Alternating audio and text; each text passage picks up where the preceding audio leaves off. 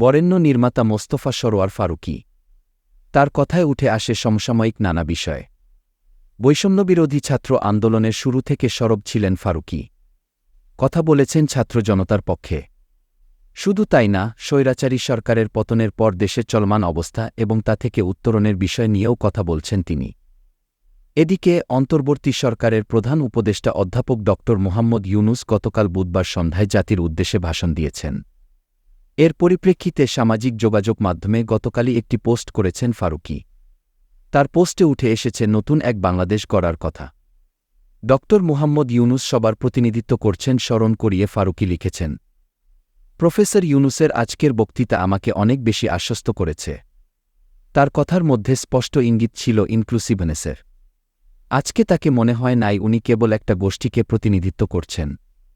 এটা এই মুহূর্তে আমার বিবেচনায় সিগনিফিক্যান্ট, কারণ আমি গত কিছুদিন অনুভব করছিলাম মানুষের একতার স্পিরিটটা একটু আলগা হয়ে আসছে।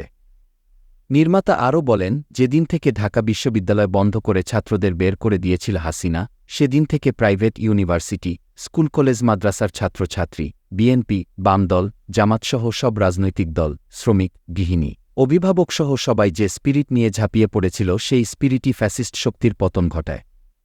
এই স্পিরিটটা আমি বন্যা পর্যন্ত দেখেছি। সবাই তখন দেশটা ওন করছিল, কিন্তু এরপরেই ঘটে সাময়িক ছন্দপতন। কেমন সবাই হিজ হিজ হুজ হুজ হতে শুরু করল।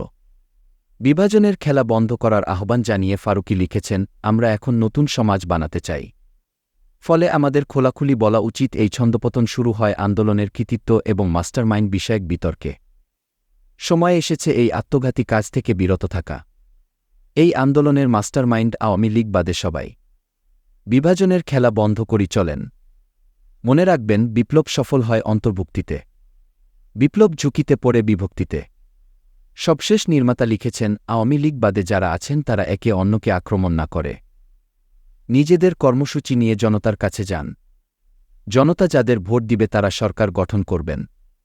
যারা ভোট কম পাবেন তাদেরও ভূমিকা থাকা উচিত নতুন সহনশীল বাংলাদেশ নির্মাণে।